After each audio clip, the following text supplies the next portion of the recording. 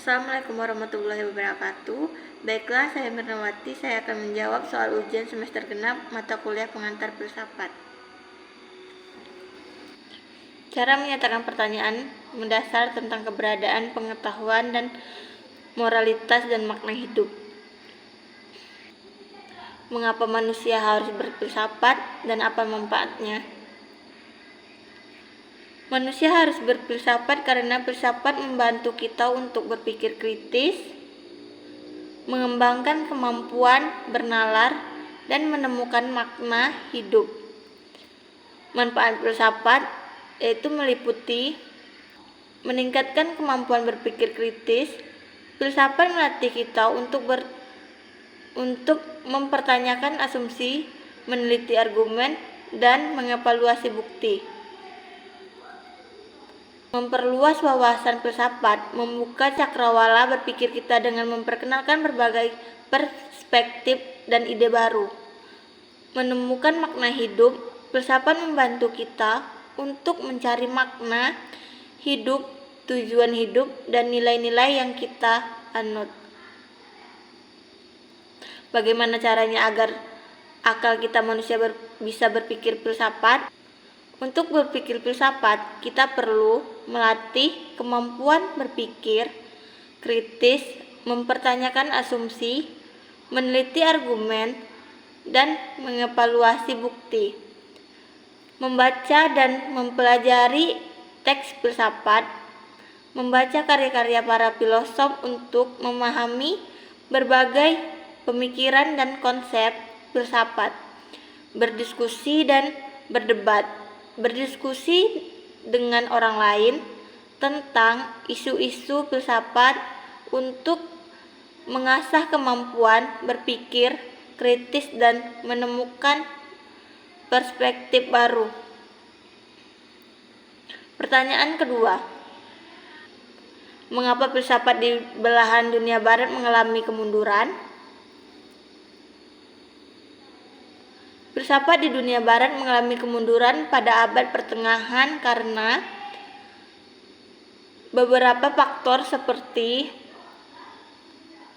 dominasi gereja. Gereja Katolik memiliki pengaruh kuat dan mengontrol pemikiran pada masa itu. Filsafat yang tidak sesuai dengan ajaran gereja dianggap sesat dan dilarang. Penekanan pada teknologi, fokus utama pemikiran pada masa itu adalah teknologi yang membahas tentang Tuhan dan agama. Filsafat yang bersifat sekuler kurang mendapat perhatian, kurangnya kebebasan berpikir dan berekspresi terbatas, sehingga perkembangan filsafat terhambat. Mengapa filsafat di belahan dunia timur atau Islam mengalami kemajuan yang sangat pesat? Karena filsafat di dunia Islam mengalami kemajuan yang sangat pesat pada abad pertengahan karena beberapa faktor, yaitu penerjemahan karya-karya Yunani. Para ilmuwan Muslim memperjemahkan karya-karya filsafat Yunani ke dalam bahasa Arab, sehingga filsafat Yunani dapat dipelajari dan dikembangkan di dunia Islam. Kebebasan berpikir dan berdiskusi sangat dihargai dalam dunia Islam, sehingga para filosof dapat mengembangkan pemikiran mereka dengan bebas. Fokus pada akal dan wahyu. Filsafat Islam menegakkan pentingnya akal dan wahyu sebagai sumber pengetahuan, sehingga filsafat berkembang dalam kerangka pemikiran yang lebih luas dan komprehensif. Pertanyaan ketiga, bagaimana caranya dunia barat bisa kembali bangkit keterpurukan? Dunia barat kembali bangkit dari keterpurukan pada abad pertengahan melalui gerakan Renaissance dan Auklarum.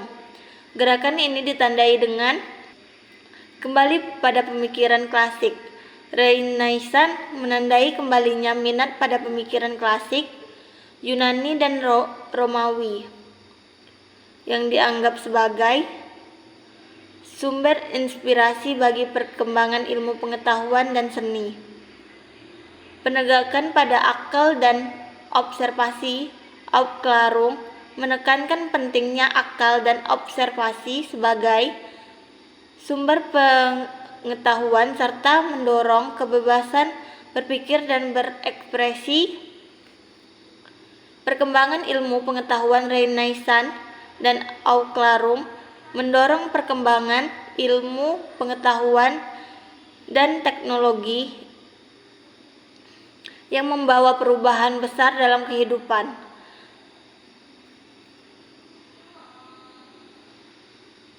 Apa hikmah atau pelajaran yang bisa kita ambil dari Renaissance dan Auklarum?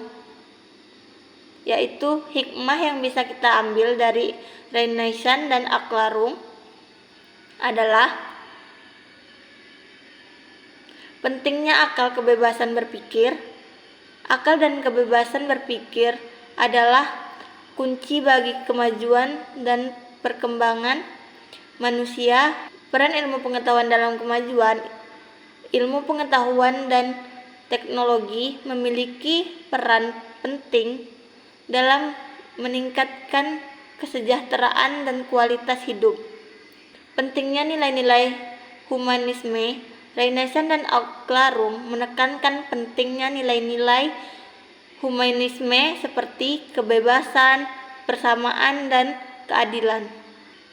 Pertanyaan keempat, jelaskan secara logis dan sistematis bagaimana sungguhnya kedudukan berfilsafat dalam Islam, baik dari perspektif yang membolehkan filsafat atau dari perspektif yang tidak membolehkan filsafat. Kedudukan filsafat dalam Islam menjadi perdebatan panjang dan rumit. Ada dua perspektif utama. Yang pertama, perspektif yang membolehkan filsafat. Filsafat dapat diterima dalam Islam jika sesuai dengan ajaran Islam dan tidak bertentangan dengan wahyu. Filsafat dapat membantu memahami ajaran Islam dengan lebih mendalam dan menemukan makna hidup yang lebih luas. Yang kedua, perspektif yang tidak membolehkan filsafat, yaitu filsafat dianggap sebagai ajaran sesat yang bertentangan dengan ajaran Islam. Filsafat dianggap sebagai upaya untuk mencari kebenaran di luar wahyu yang dianggap sebagai sumber kebenaran yang mutlak.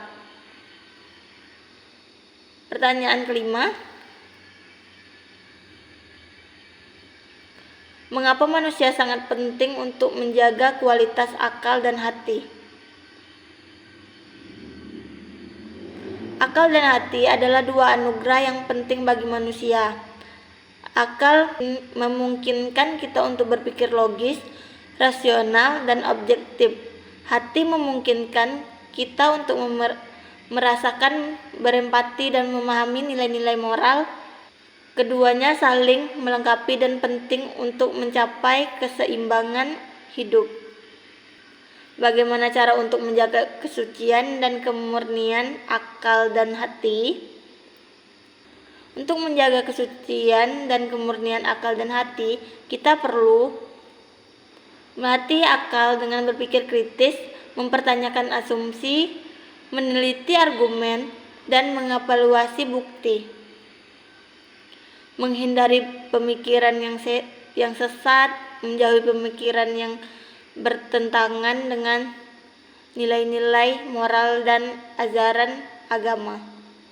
Melatih hati dengan beribadah dan beramal. Beribadah dan beramal dapat membantu kita untuk mendekatkan diri kepada Tuhan, membersihkan hati, dan meningkatkan kualitas spiritual. Baiklah, kesimpulan dari filsafat yaitu filsafat merupakan disiplin ilmu yang penting untuk memahami realitas pengetahuan dan nilai. Berfilsafat dapat membantu kita untuk berpikir kritis, mengembangkan kemampuan bernalar, dan menemukan makna hidup.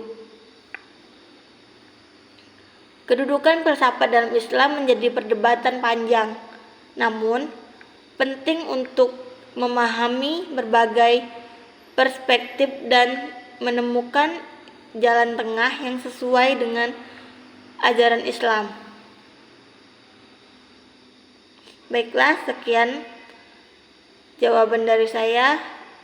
Kurang atau lebih saya mohon maaf. Wassalamualaikum warahmatullahi wabarakatuh.